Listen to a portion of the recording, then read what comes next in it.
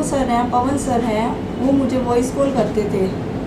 और उसके अंदर पहले मैं पट्टे के लिए सर के पास आई और पट्टे के लिए सर मैंने सर से पूछा क्या क्या डॉक्यूमेंट्स लगेंगे, तो सर ने मेरे को बोला ये डॉक्यूमेंट्स लगेंगे, तो मैंने वो डॉक्यूमेंट्स लगा दिए।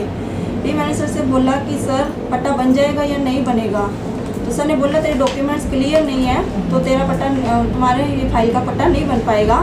तो मैंने सर जैसे मैंने सुना कि मतलब पैसे ले दे के मतलब पट्टा बन जाता है, मैंने सर से बोला अगर कुछ लेन देन होता है तो मैं मतलब वो करके मतलब पट्टा बना दो आप मेरा, ठीक है। तो सर ने बोला कि मतलब कुछ भी मांगू वही दे देगी क्या। मैंने सर से बोला कि मीन्स क्या है इसका, कुछ भी का मीन्स क्या है।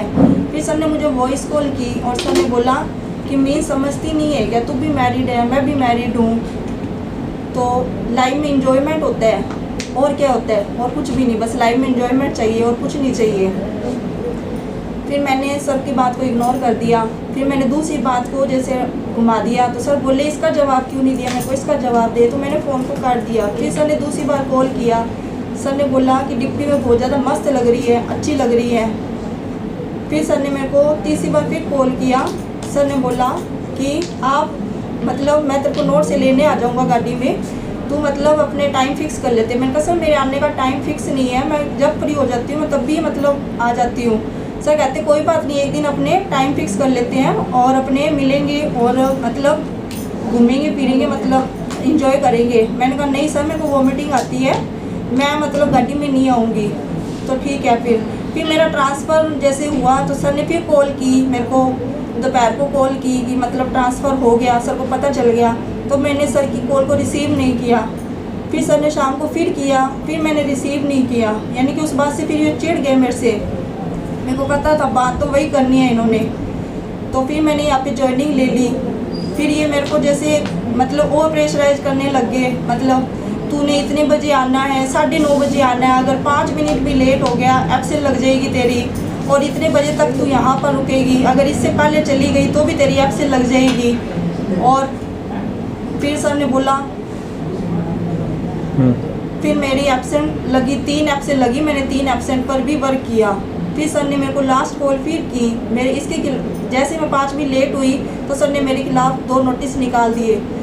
और फिर मतलब एक दिन फिर मेरे को कॉल आया मई में, और सर ने बोला कि सोच ले, अभी भी सोच ले, टाइम है तेरे पास, मैं कुछ भी कर सकता हूँ कहते।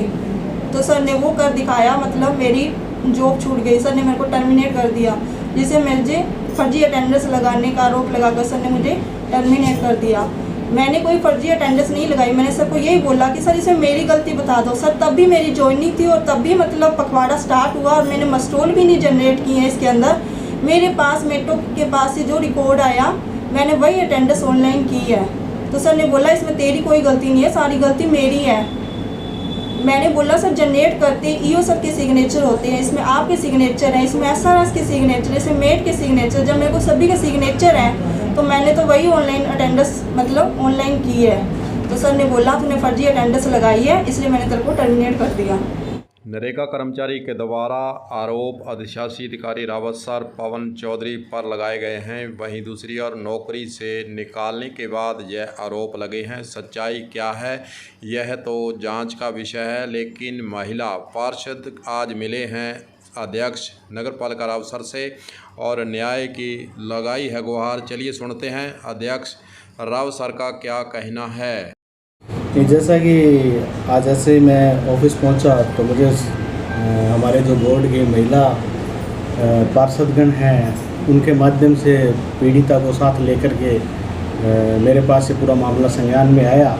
जैसे ही मामला संज्ञान में आया तो मैं आपके माध्यम से कहना चाहूँगा कि इस प्रकार से जो भी कोई व्यक्ति है, अधिकारी है, कर्मचारी है या कोई अन्य व्यक्ति भी है जो इस प्रकार का कृत्य करता है जो कि घोर निंदनीय है और पूरा बोर्ड इसकी निंदा करता है और पूरा बोर्ड इस मामले में पीड़िता को न्याय दिलाने के लिए खड़ा है। और मैं आपको विश्वास दिलाना चाहता हूँ कि भी हमारे बोर्ड की तरफ से पूरी ठोस कार्रवाई की जाएगी ताकि ऐसी घटनाओं की पुनरावृत्ति न हो और आम जन के बीच में जो बोर्ड की जो छवि है वो छवि को बरकरार रखा जा सके।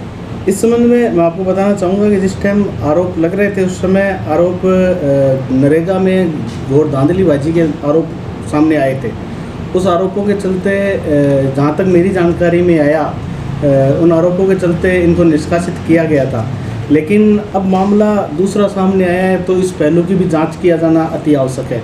इस संबंध में ऊपर अधिकारियों को और ऊपर सरकार को लिखा जाएगा कि पीड़िता को न्याय दिलवाया जाए। जो भी दोषी है उसके खिलाफ कड़ी से कड़ी कार्रवाई करवाने के लिए बोर्ड तत्पर रहेगा। नगर पालिका अध्यक्ष रावत सर के द्वारा कहा गया है कि यह मामला सरकार के संज्ञान में लाया जाएगा और महिला को न्याय दिलाने का प्रयास होगा। अब देखना यही है कि अध्यक्ष के द्वारा क्या निर्णय लेकर आगे अधिशासी अधिकारी नगर पालिका रावत सर पर कार्रवाई की जाती है। कलम न्यूज़ के लिए गुरुदेव सिंह सैनी की रिपोर्ट।